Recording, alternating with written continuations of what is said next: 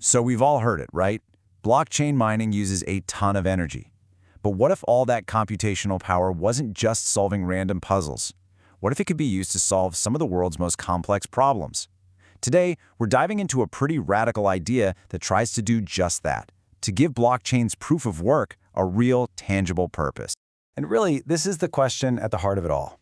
Imagine if the very act of securing a blockchain could also model the financial risk of a new airport or optimize a global supply chain on the fly. It's a fundamental shift in thinking, from just proof of work to what you could call proof of useful work. So where would you even need that kind of power? Well, the first big proving ground is in the world of real-world assets, or RWAs. We're talking about turning things like buildings, bridges, and giant infrastructure projects into digital tokens on a blockchain. And as it turns out, that creates an entirely new kind of, well, computational nightmare. Exactly. I mean, when you tokenize a 30-year infrastructure project, you're not just creating a little stock ticker. You have to model every possible risk, every potential outcome, every single variable over decades. We're talking about a level of simulation that would literally make a spreadsheet melt. It's a whole different ballgame. You see, the problem with all these things, from portfolio optimization to risk modeling, is that they're what you'd call combinatorial and probabilistic. And that's just a fancy way of saying there are countless possible combinations and outcomes to think about. It's like trying to find the one perfect path through a maze with a trillion different branches. Your standard computer just gets lost. But this kind of complexity? It's the perfect playground for a completely different kind of computation. Okay, so if you're facing this new class of incredibly hard problems, you're going to need a new type of tool, right? This is where Qubitcoin enters the picture. It's a system that was built from the ground up to tackle exactly this kind of challenge. So let's break down what Qubitcoin actually is. At its heart, it's a new Layer 1 blockchain. You know, a fundamental network like Bitcoin or Ethereum. But its main job isn't just shuffling money around. Its whole purpose is to be a global coordinator, like a traffic cop, for these huge computational tasks that are structured in a very specific, quantum-inspired way. Now, this next part is maybe the most important thing to get right.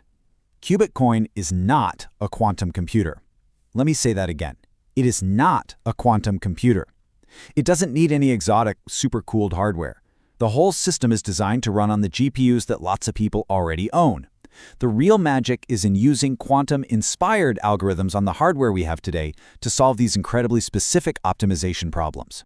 But how does this all actually work? I mean, how do you convince a global network of computers to stop guessing random numbers and start solving real problems? Well, the secret is in its unique consensus mechanism. The secret sauce here is something called Superdense Consensus, or SDC. You can think of it as the engine that lets the entire network pivot its focus, moving away from solving arbitrary puzzles and towards executing these structured, valuable computations. It's really a complete reimagining of what proof of work can even be. Okay, so let's walk through the process here. It's pretty straightforward, really. It all starts when a user formulates a very specific problem. Say, find the absolute best risk balance for this portfolio.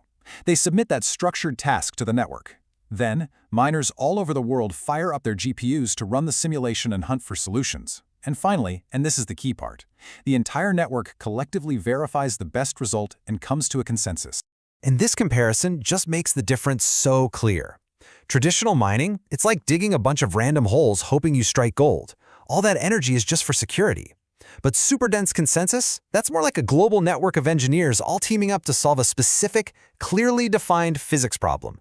The energy secures the network and it produces a valuable computational result. It does two things at once. All right, so we've got this powerful new engine.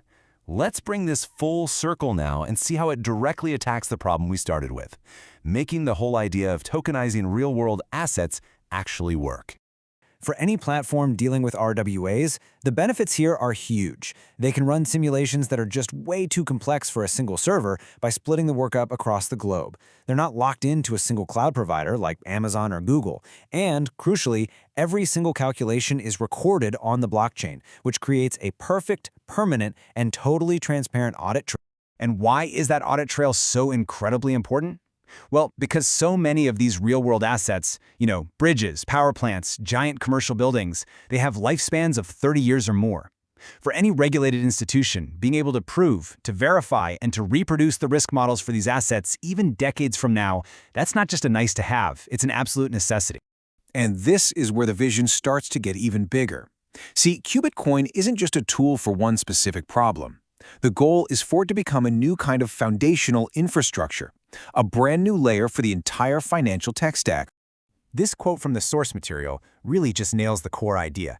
Instead of all these complex calculations happening in some black box on a private server somewhere, Qubitcoin makes the whole process transparent. Like it says right here, work is not off-chain and opaque. It is defined, executed, and verified on-chain. And the result of doing all this on-chain is that computation itself becomes a composable piece of infrastructure, a new money Lego, if you will. This means developers can now plug a decentralized supercomputer into their apps just as easily as they plug in price data from an oracle.